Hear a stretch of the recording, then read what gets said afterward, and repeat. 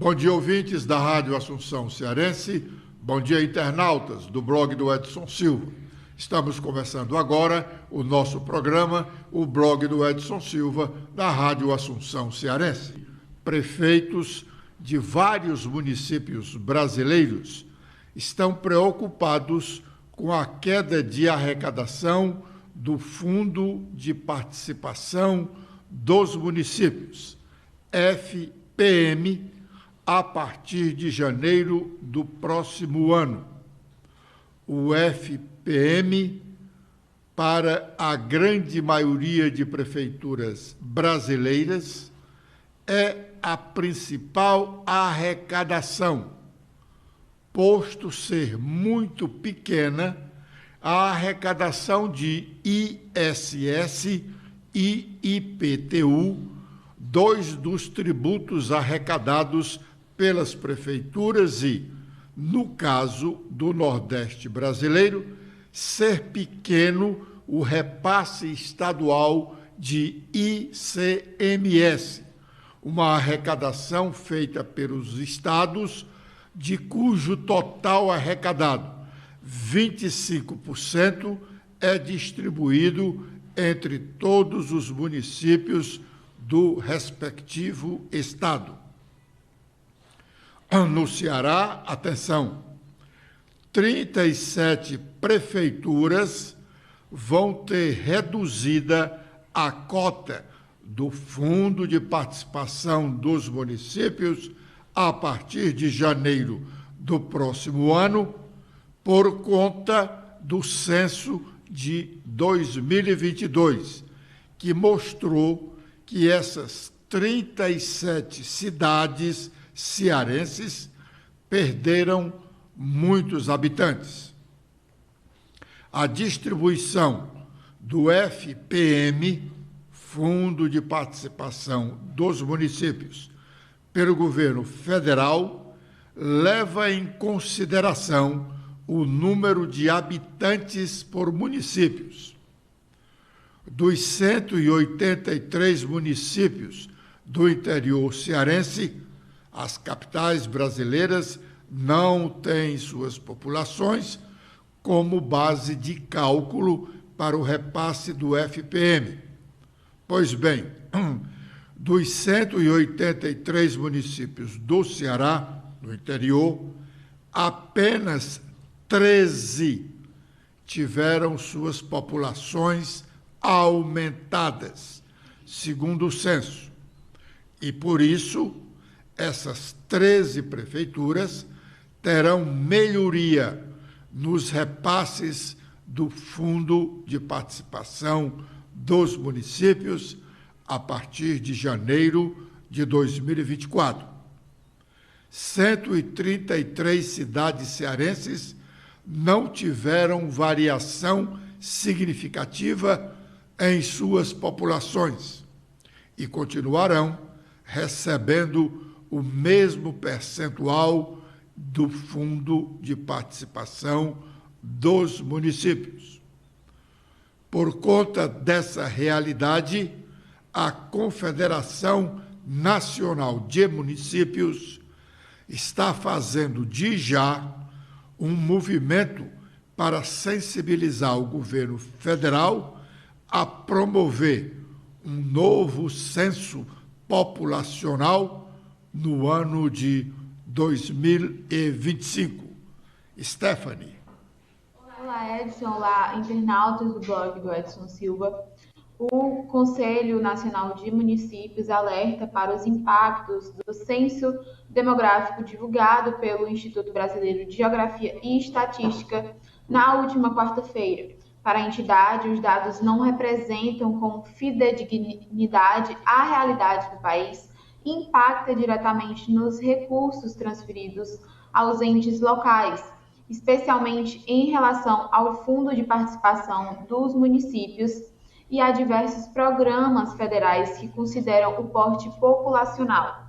Segundo a publicação, a população brasileira teve uma redução de aproximadamente 4 milhões de habitantes, frente à prévia do censo divulgada no final de dezembro de 2022 e 10 milhões em relação às estimativas populacionais divulgadas em 2021, desvios muito acentuados entre a população estimada e a efetiva, conforme se mostrou nesse censo, apontam para erros de estimativas com sérias consequências para a gestão municipal. Por entender a relevância dessa radiografia para o país, a Confederação vai atuar junto ao Congresso Nacional e ao Executivo para uma nova contagem populacional seja realizada já em 2025, a fim de levantar dados efetivos e corrigir as distorções decorrentes do levantamento. Diante disso, a Confederação acompanhou com atenção e preocupação os inúmeros relatos de gestores municipais sobre problemas enfrentados na ponta durante a coleta, a exemplo da dispersão dos recenseadores, que tiveram os salários pagos com atraso, da falta de qualificação de pessoal e a estrutura do IBGE e de outros problemas na coleta e que foram refletidos nos resultados previamente divulgados pelo IBGE. Bom, dificilmente esse movimento da CNM, a Confederação Nacional dos Municípios, defendendo um novo censo em 2025, terá sucesso. É muito caro se fazer um censo num país do tamanho do Brasil. E, normalmente, o censo é feito a cada 10 anos. Uma outra observação a ser feita é que essas 33 cidades cearenses que perderam muitos habitantes, tem uma delas que perdeu quase a metade da população, vai perder também recursos do ICMS. A distribuição do ICMS nos estados também leva em consideração o tamanho populacional do município. Agora é o momento de sabermos quais as nossas manchetes. Letícia. Olá, Edson. Olá a todos que acompanham o nosso programa desta sexta-feira. Com as atualizações feitas no nosso blog, temos sobre educação. O FIES 2023.2, as inscrições para o programa se encerram nesta sexta-feira. O candidato pode consultar as vagas no momento da inscrição e o sistema apresenta as ofertas de vagas por estado, município e instituição de ensino superior. Também temos que mensagens mostram que Sérgio Moro pressionou o Ministério Público Federal para a extradição de executivo da Odebrecht. A pressão nos procuradores envolvia um executivo da empresa que estava preso na Suíça. A informação é do colunista Jamil Chad, do UOL. A conversa envolveu Fernando Magliciu, do preso em Genebra em fevereiro de 2016. No final daquele mesmo ano, ele retornou ao Brasil e fechou um acordo de delação premiada, tornando-se uma peça importante do que viria a se tornar denúncias e condenações contra autoridades no caso Lava Jato. Também temos que o Supremo forma maioria pelo consignado para beneficiários de programas sociais. Mais um pedido de Moraes suspendeu o julgamento. O ministro pediu vista do processo e suspendeu o julgamento e não há data para sua retomada. O julgamento foi finalizado na sexta-feira passada, dia 30 de junho, e o resultado só foi divulgado ontem. O ministro da Fazenda, Fernando Haddad, acredita na finalização hoje das votações do CARF e do arcabouço fiscal. Acredito que é possível votar agora. Tem que ver regimentalmente se cabe tudo em 2 dias. E o presidente Arthur Lira e os líderes dos partidos, mais até a ideia de colocar em votação virtual para quem eventualmente já tinha marcado, volta para a sua base. Poder voltar de onde estiver, eu acho que favorece a possibilidade de votar, disse Haddad.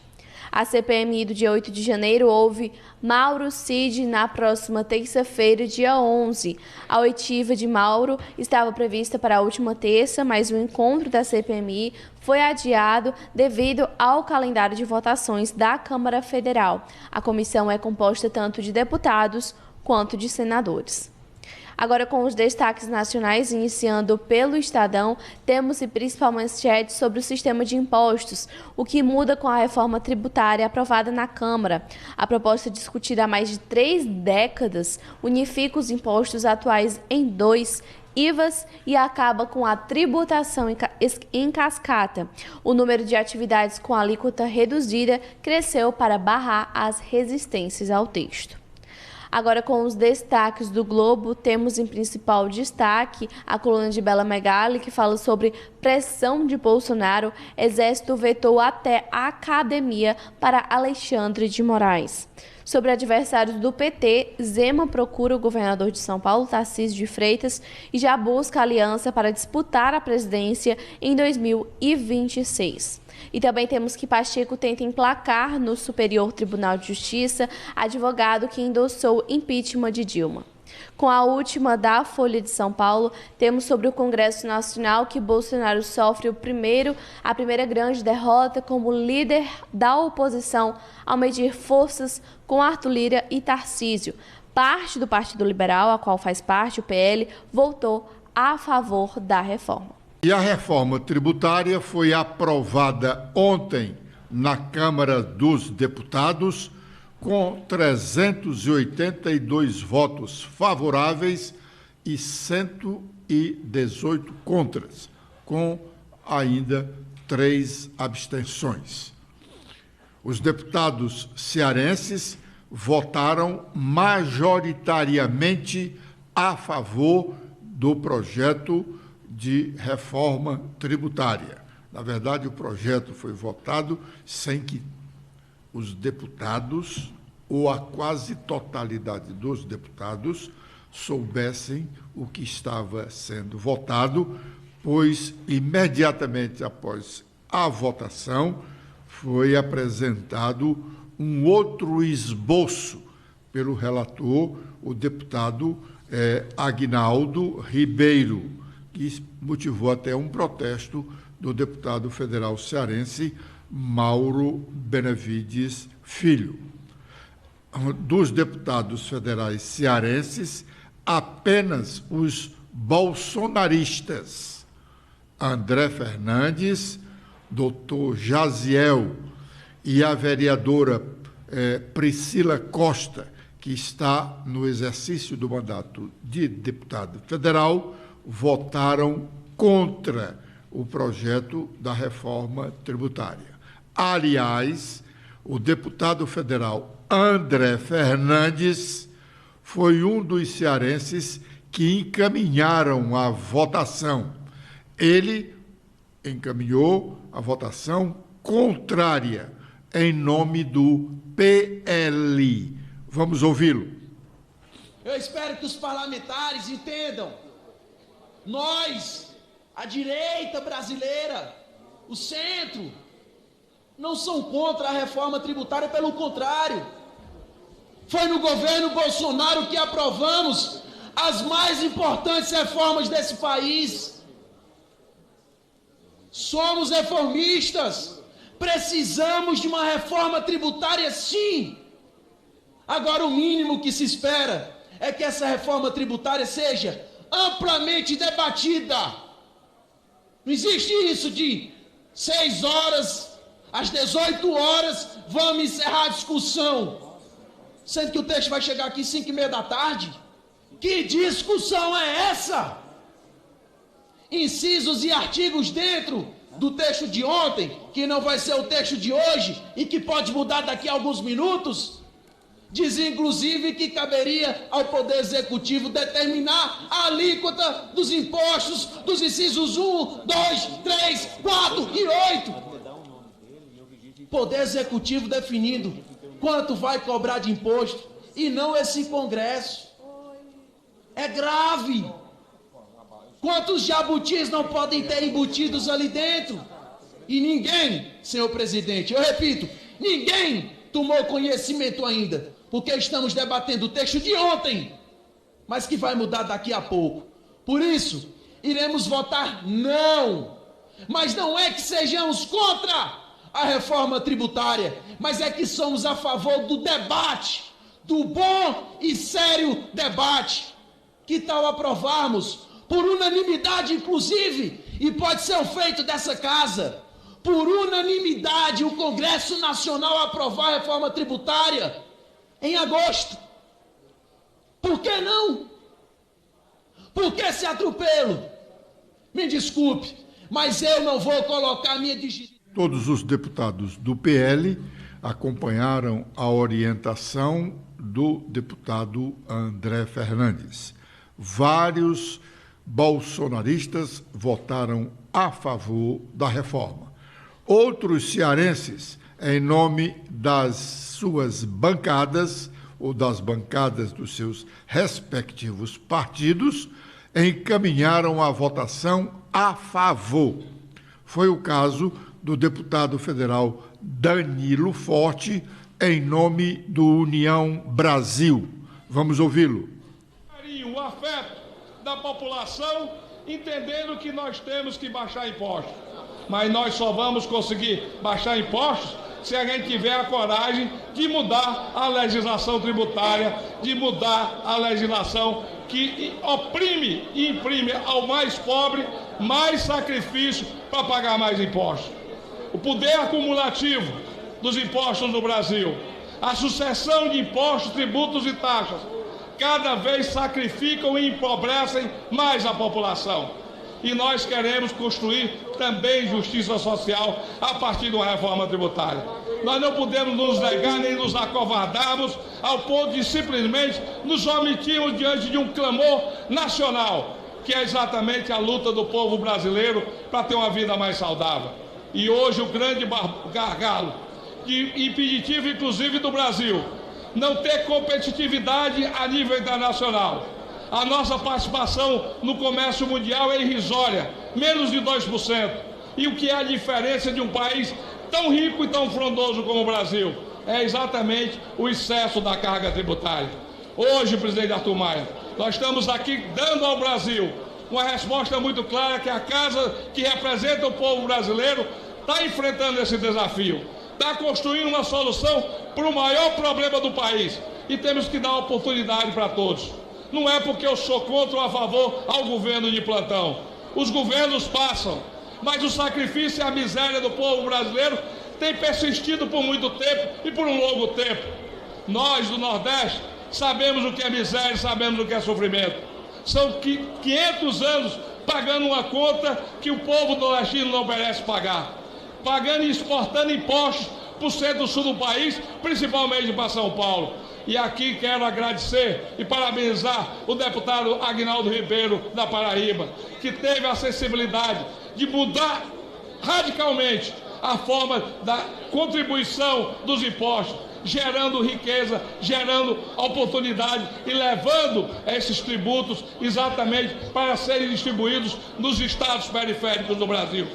Bom, e o deputado federal Mauro Benevides Filho, um dos integrantes da Comissão Especial da Reforma, encaminhou a favor da aprovação em nome do PDT. Vamos ouvi-lo.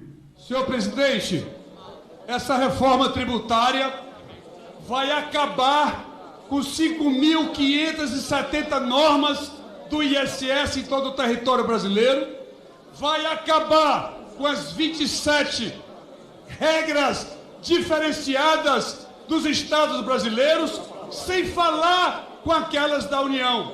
É impossível trabalhar no Brasil com tanta parafernália de regulação que a tributação brasileira tem. Não é verdade o que está se dizendo aqui nesta casa, que a cesta básica vai ter seus produtos aumentados com a nova alíquota. Isso é uma mentira. Esse projeto vai colocar a alíquota zero na cesta básica e tirar da cesta básica o filé mignon, o queijo suíço, o presunto de Parma, que são o PDT. Então, para tirar dela, portanto, senhor presidente, produtos que são caracterizados dos ricos brasileiros. O PDT encaminha, sim, para crescer o Brasil e gerar emprego. Bom, esse discurso do deputado federal Mauro Benevides Filho foi utilizado em pelo menos 2 campanhas presidenciais pelo então candidato Ciro Gomes.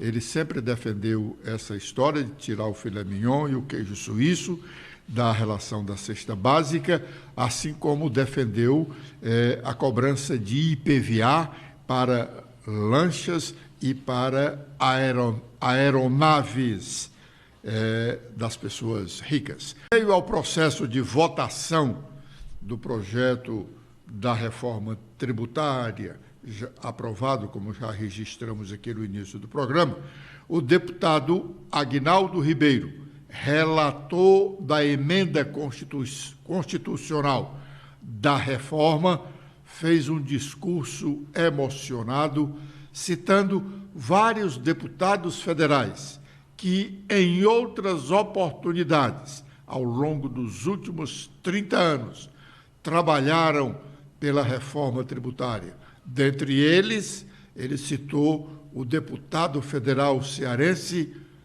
Mussa Demis, um piauiense que, em determinado momento, serviu ao estado do Ceará como secretário da Fazenda e como deputado federal.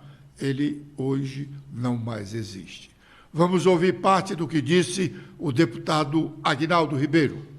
Acho que a gente conseguisse votar uma reforma tributária de outra forma. Hoje eu tenho convicção que a reforma tributária só podia ser tocada da forma como Vossa Excelência tocou, com o seu tino de conduzir a casa, por uma razão muito simples. Não existia um texto perfeito, porque cada texto, e sempre você pode aprimorar um texto, mas é essa arte de diálogo, de construção. E aqui eu estou emocionado porque eu acho que nós estamos construindo um país. Eu acho que essa reforma que a gente está prestes a aprovar, se Deus quiser, tem a participação de muitos atores, muitos que fizeram no passado, que não estão mais nem entre nós, como o deputado Mussa Demis, e tantos outros que brigaram, abnegados, pensando em construir um país melhor. E essa reforma, e eu falo aqui para os meus amigos da direita, essa reforma é uma reforma que eu comecei a discutir com o então presidente Bolsonaro, com o ex-ministro Paulo Guedes, a PEC 45. E o que nós estávamos querendo ali era tão somente construir esse mesmo país. Não é um país que olha para a direita, não é um país que olha para a esquerda, é um país que olha para frente, é um país que quer ver, que quer deixar de ser o país do futuro para ser o país do presente. Nós temos que entregar a esse país uma reforma estruturante para as gerações que estão vindo, para os nossos filhos e para os nossos netos. É isso que nós estamos fazendo aqui. Podemos não estar... Ontem, o deputado Arthur Lira, presidente da Câmara, fez um pronunciamento no plenário daquela casa, antes do início do processo de votação da reforma tributária, que, na verdade, só saiu pela persistência dele. Agora, pela manhã, Arthur Lira deu uma entrevista coletiva em que falou da aprovação da reforma tributária e das outras importantes votações que acontecerão no decorrer do dia de hoje e até a próxima sexta-feira, quando começa o recesso de meio de ano. Vamos ouvi-lo. Então, isso vai ser ainda um longo caminho, mas, assim, em nome da Câmara dos Deputados, numa rápidas palavras, o nosso sentimento hoje é de dever cumprido. As pautas importantes da economia para esse semestre nós esperamos finalizar. Vamos fazer uma pequena reunião com alguns líderes para decidirmos hoje, na sequência, se a pauta continua com relação à CAF, com relação ao arcabouço e com relação ao PA.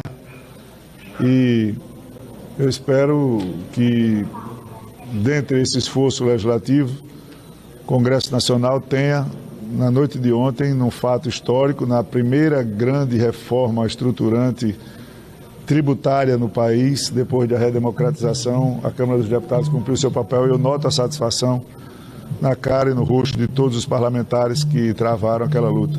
Uma sessão histórica, uma sessão de muito comedimento, de muito respeito, de uma liturgia fora do comum nesses anos e nesses semestres aqui na Câmara dos Deputados. O parlamentar de meio de ano, o recesso parlamentar de meio de ano, começa a partir do dia 15, portanto, a partir do próximo final de semana. Mas o que foi aprovado ontem na Câmara dos Deputados, além de depender da posição do Senado Federal no segundo semestre deste ano, só a partir de 2032 é que os brasileiros poderemos experimentar os efeitos da mudança aprovada ontem pelos deputados federais. Sem dúvida, o Senado da República vai fazer alterações.